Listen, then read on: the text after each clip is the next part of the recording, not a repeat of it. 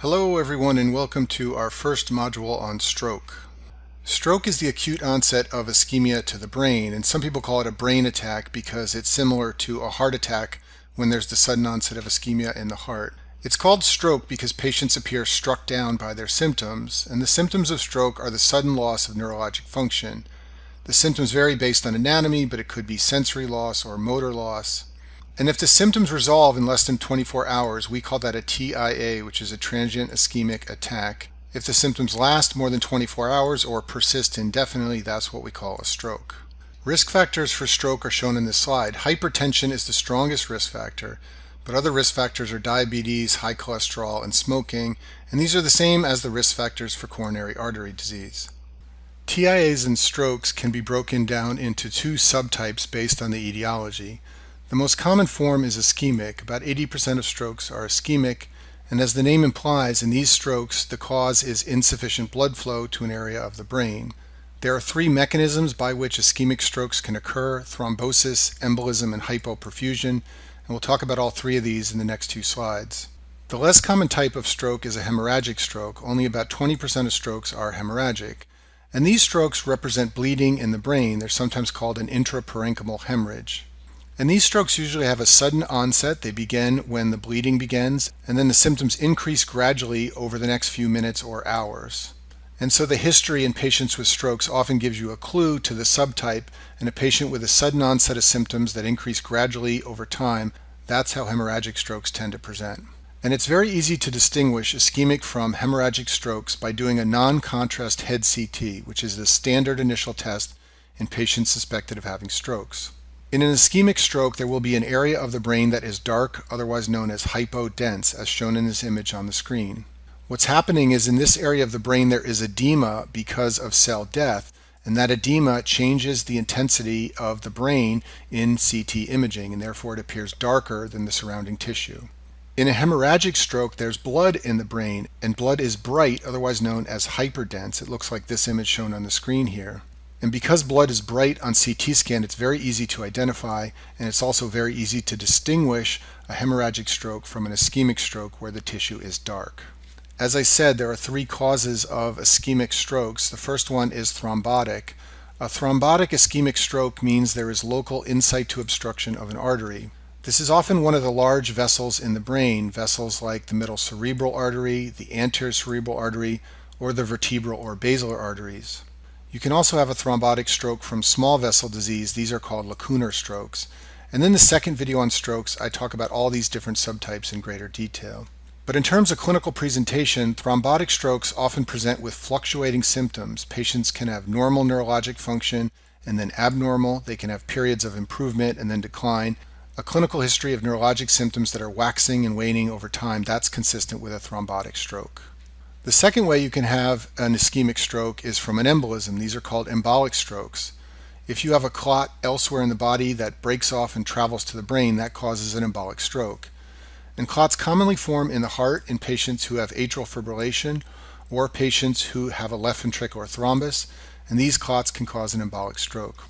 The other common source of an embolic stroke is an artery-to-artery stroke. In the carotid artery, plaque can rupture and thrombus can form and pieces can break off and embolize to the brain, causing an embolic stroke.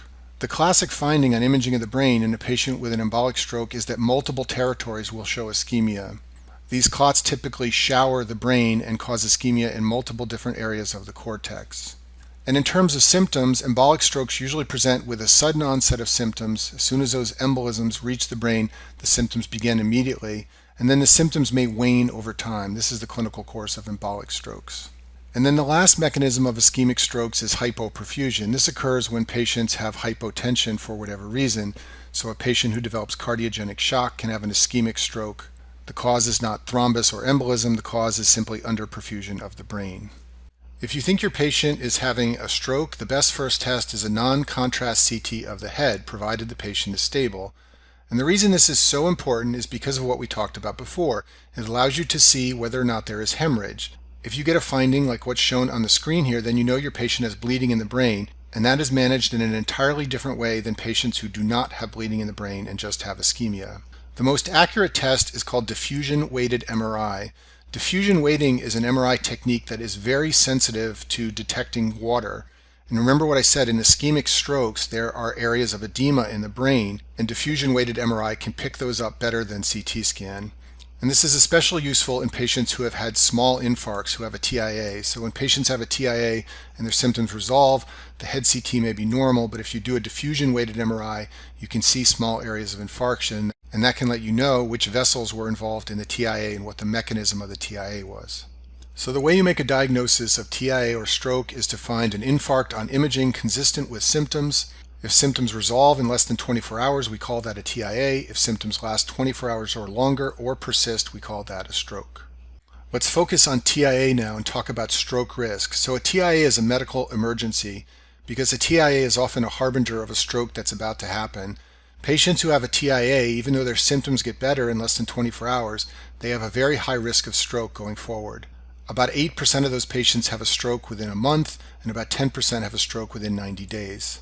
And in many cases, the stroke occurs within hours or days of the TIA. So patients with a TIA are often hospitalized and observed and started on medication to try and reduce the risk of stroke. And so that's a nice segue into the management of TIA. So a patient who has a TIA no longer has any neurologic symptoms because the symptoms resolved within 24 hours. That's the definition of TIA. So your goal in these patients is to prevent a stroke because they're at very high risk of stroke. So how do you do that? Well, this is done through secondary prevention. The mainstay is aspirin and statins, and some people use the mnemonic to remember this: strokes need statins. You also need to control their blood pressure and their blood sugar if they have hypertension or diabetes. You should counsel them to quit smoking if they're smokers, and they should be counseled to eat a healthy diet and exercise. And once again, you do all these things here because there's a very high risk of stroke following TIA. So TIA is somewhat easy to manage because the neurologic symptoms have resolved. Stroke is totally different because in patients with stroke, you are treating them while their neurologic symptoms are ongoing. And if you take appropriate action, you can often make those neurologic symptoms better. The key decision that you must make in a patient who presents with a new onset of a stroke is it hemorrhagic or non-hemorrhagic? And to figure that out, you need to do the head CT. If the patient has a hemorrhagic stroke, then you cannot use thrombolytic drugs. They are contraindicated. The treatment for hemorrhagic strokes is to reduce the blood pressure, reverse any anticoagulants the patient may be taking, and surgery in cases of massive brain bleeding. If, however, the stroke is non-hemorrhagic, then you have to consider thrombolysis because this therapy, if instituted quickly, is potentially life-saving and can resolve neurologic defects that would otherwise become permanent. And so in the emergency room, in a patient with a non-hemorrhagic stroke, what you want to think about is this patient a candidate for thrombolysis? All these other things I've shown on the screen here have no role. There's no benefit to heparin or warfarin or antiplatelet drugs during acute stroke. They have some role later in prevention of recurrent stroke, but no role in the acute management of a patient with a new onset stroke. Thrombolysis in ischemic stroke refers to the administration of tissue plasminogen activator, which is called alteplase. It's a thrombolytic agent that will break up clots and potentially restore blood flow to ischemic areas of the brain. It carries a high risk of bleeding complications, and therefore it's only administered during the period when it's most beneficial to stroke patients. And studies have shown that that period is within 4.5 hours after the onset of symptoms. It used to be thrombolysis was only administered in the first 3 hours. New studies have shown it has benefit out to 4.5 hours. So one of the most important things to determine when a patient presents with a stroke is when did symptoms start. If they began 10 or 12 hours ago, then there's no benefit to thrombolysis. If the symptoms are new within the last 4 hours, then thrombolysis may be indicated. Once you identify that the patient is in the window where thrombolysis is an option, you need to decide whether they have any contraindications. And all of these are things that make the bleeding risk of thrombolysis so high that it's not indicated.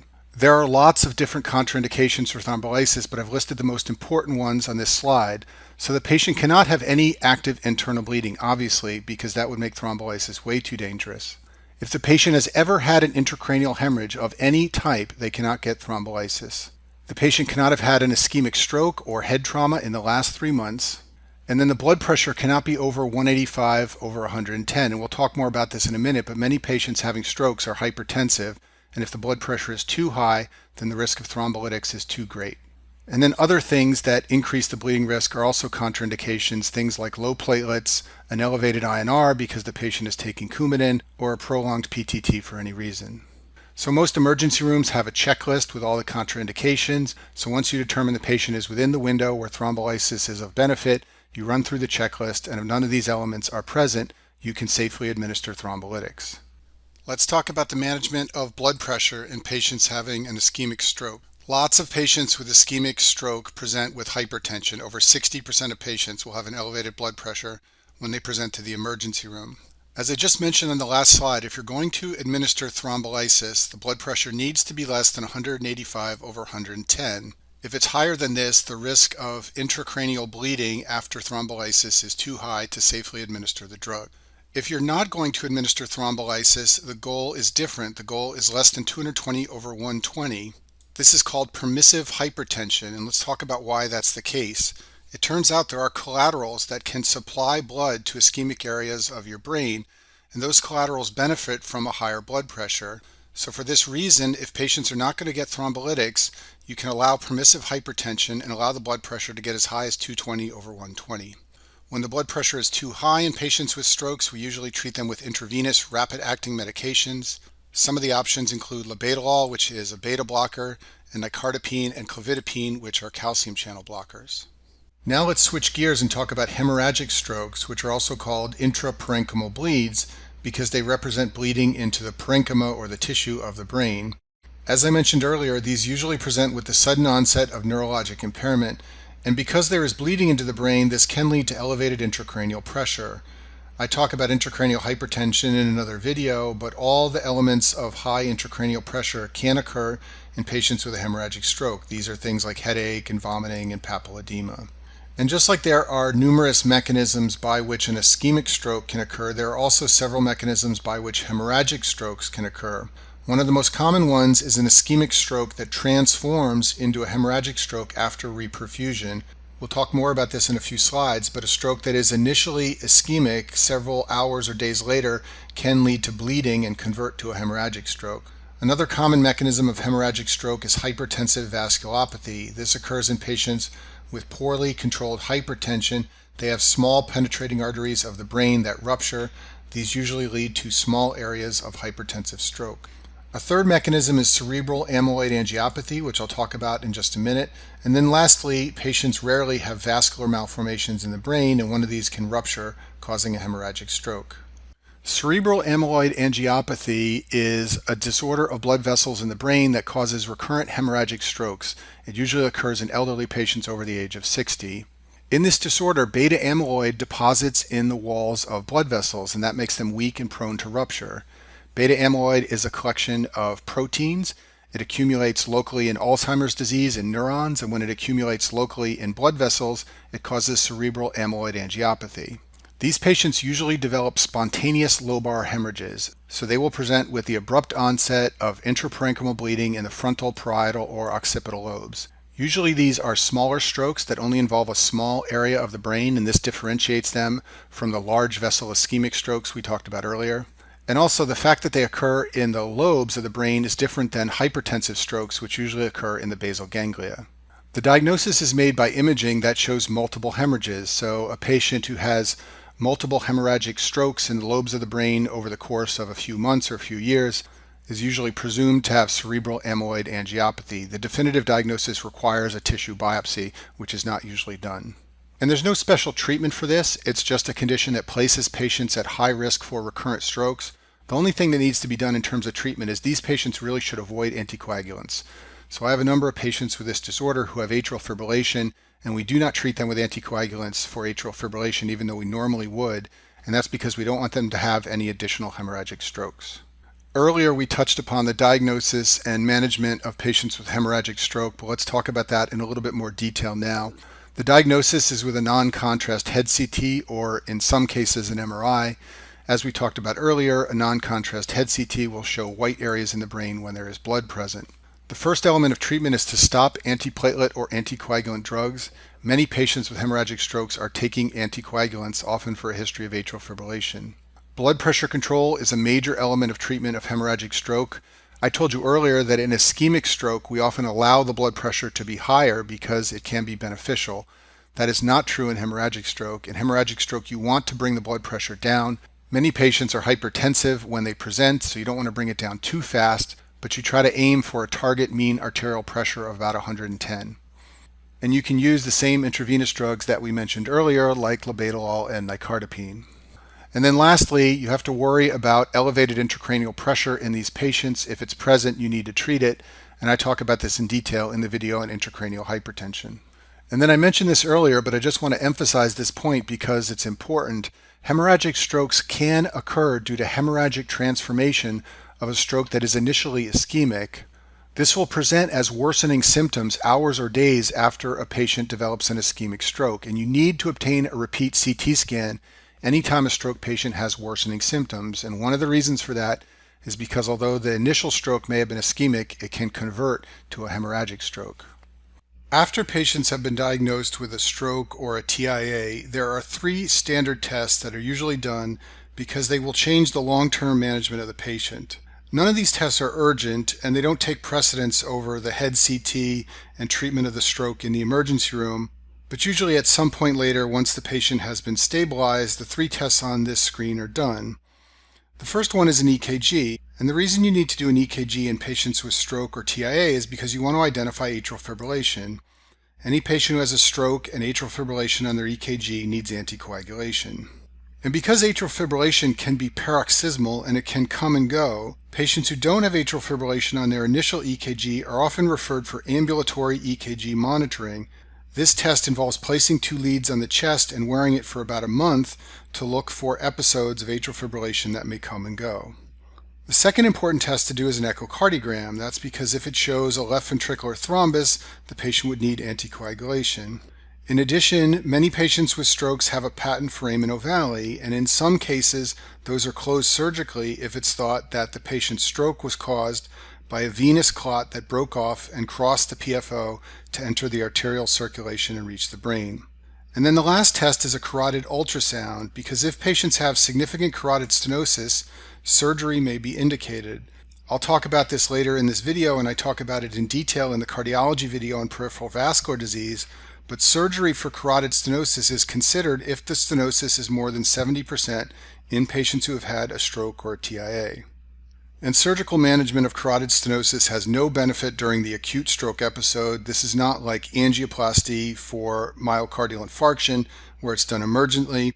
Patients who have carotid stenosis usually recover from their stroke, and then days, weeks, or months later will have surgery for carotid stenosis.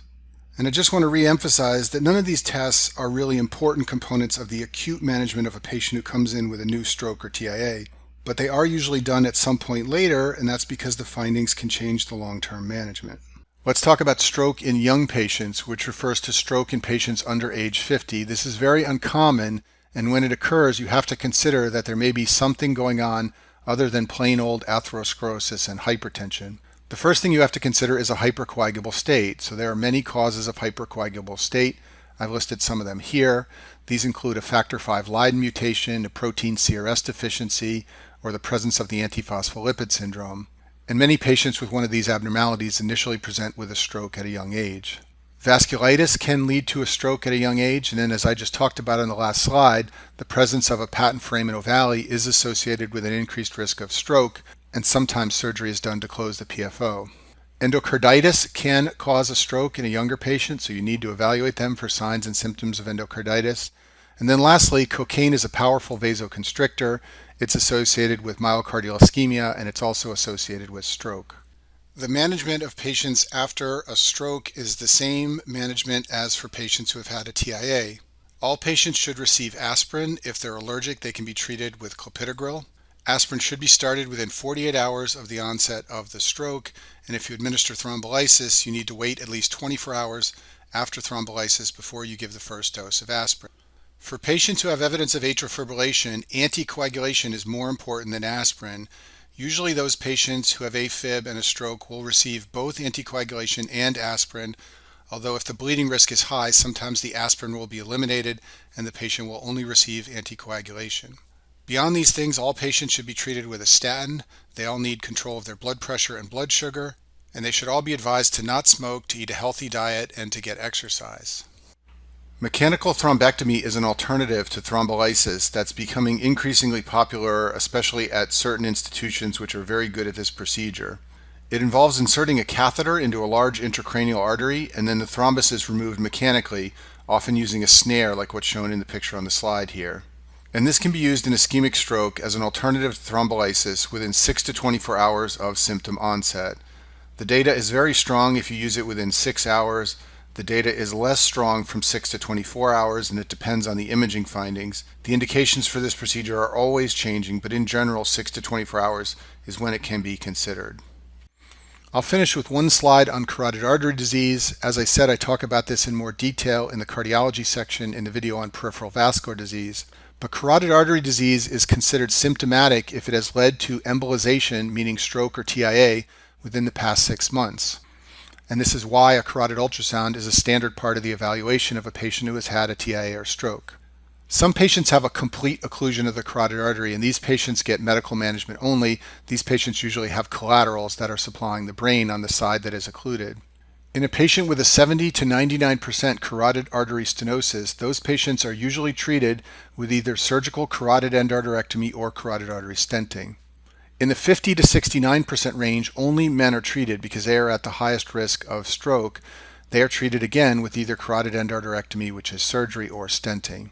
Everyone else, meaning women with a stenosis 69% or less, or men with a stenosis 49% or less, are treated medically. And by this I mean all the things we talked about a few slides ago: aspirin, statin, blood pressure control, and blood sugar control.